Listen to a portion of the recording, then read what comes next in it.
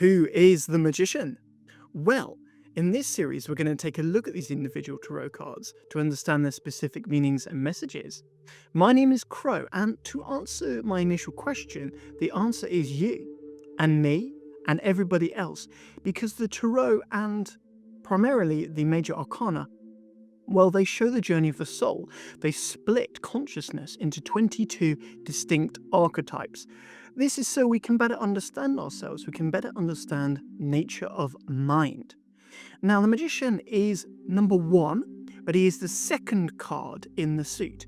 Now, this is because he is the first true distinction of individuality. We've had the fool, who is leaving the absolute mind behind, leaving the higher mind behind, and journeying forth to explore itself, really. And the first distinction we have is that of the conscious and the subconscious, the masculine and the feminine mind. Now, in today's society, there's a lot of talk about gender, but with psychology, we need to think about the highest level of this principle, not sex, not what our bodies are, anything like this. True gender is the division between the conscious and the subconscious mind. This is because these two parts of mind, these two halves, they perform very distinct roles. The masculine mind is all about projecting, it's all about choosing.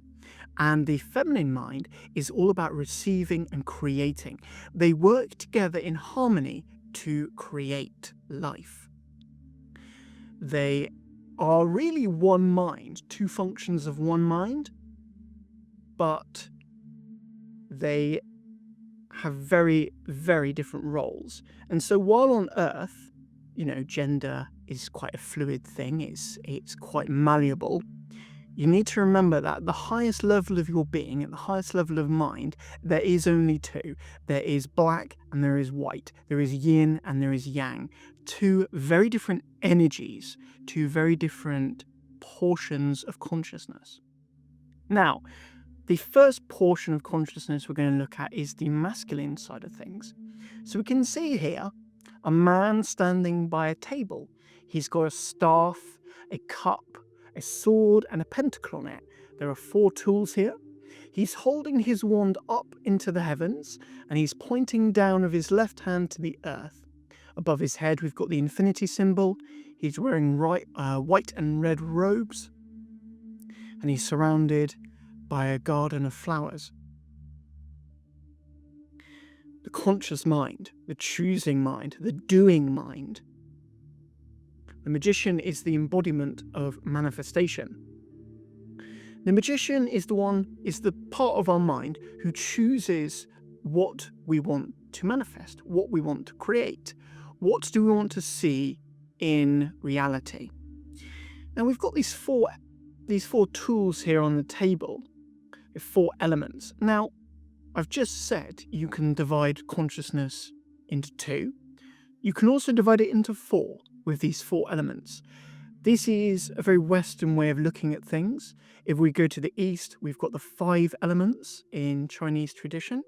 So you can start to see around the world, different cultures use a very different approach. None of them are wrong. They're all different interpretations of the same truth. Now we use the 4 elements because we're modeling it on the flow of life. If we think about the earth itself, how does life come to be? It starts off with the sun glaring down onto the earth, sending down the rays of energy, the creative force. And this enters into the water, the receptive magnetic energy.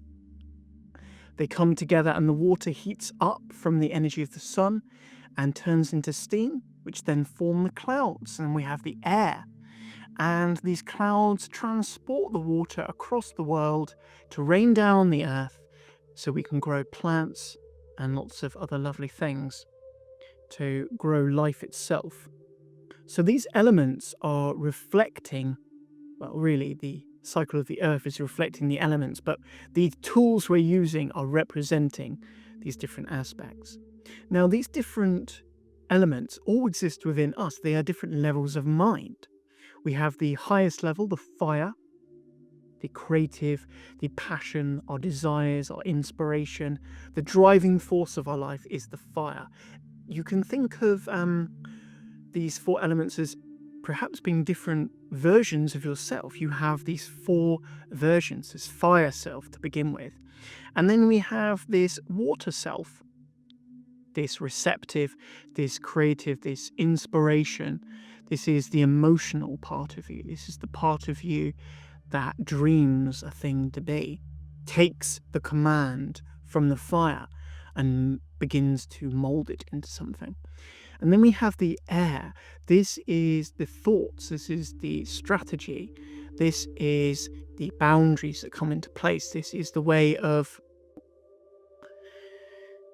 creating, I would say, forming. So we've got this creative force from the water, and then the air forms it into shapes, much like the steam becomes a cloud.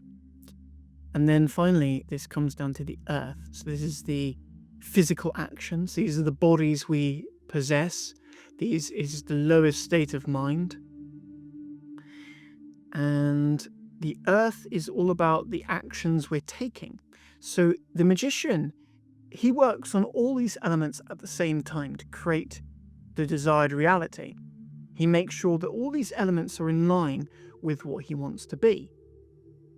Because this is the real truth of manifestation, is whatever you desire, you already have in consciousness.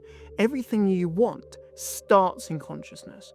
You can't have something in the physical world, in reality, until you've already had it in consciousness.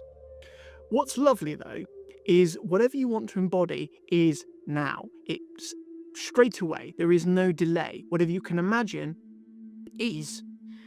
Now, what the magician does is he knows this distinction. He's pointing up at heaven.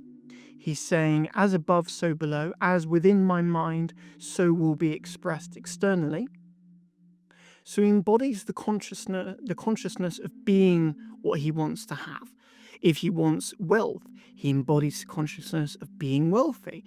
If he wants health, love, relationships, business, creative avenues, whatever he fancies in this world, he first embodies within. He becomes it internally, and he holds to this, because what he's doing is he's sending the message. He's sending the message of what he wants to be to the subconscious mind. Now, the subconscious mind isn't the choosing mind. It only knows what is, and whatever is what the magician is showing. So the conscious mind shows the subconscious mind, this is what I want reality to be, and the subconscious mind is the one who builds it, who is the one who creates it, puts it into place.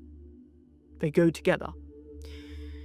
But of course, we've got the infinity symbol above his head, so he's always keeping his attention on the divine mind, always keeping his attention on the source of creation. He knows that whatever he's embodied within, it's not a fantasy. He knows that this is the way of creation. He knows that the source of all things is where he's really drawing this manifestation from. And whatever appears on the physical world isn't the manifestation, it's the demonstration. This is where, in modern circles, things can get a little bit confusing. People think about obtaining money, obtaining love. They're trying to manifest something. Well, the manifestation's already done. It's the demonstration of this manifestation which comes later. It's very much the act of creation. You have this impregnation, but then the pregnancy comes later, and the birth comes later. So the magician holds to this inner conviction of what he already is, and he uses these 4 elements in harmony. Now, the 4 elements are really, really well represented in the cartoon The Last Airbender.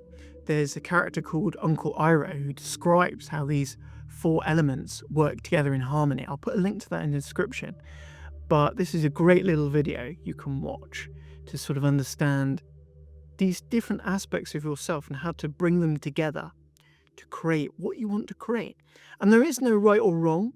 Not truly. You can have anything you like in this reality. All things exist within the source consciousness, after all. Because if they didn't, it wouldn't be the source consciousness. It wouldn't be the higher mind. But the magician gets to choose from this infinite selection, this infinite buffet. What does he want?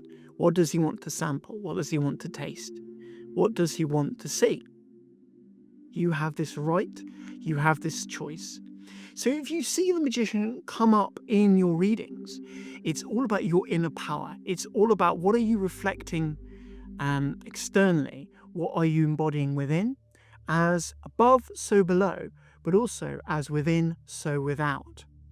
So remember this. Remember, when you see this card in your reading, it's all about your inner alignment.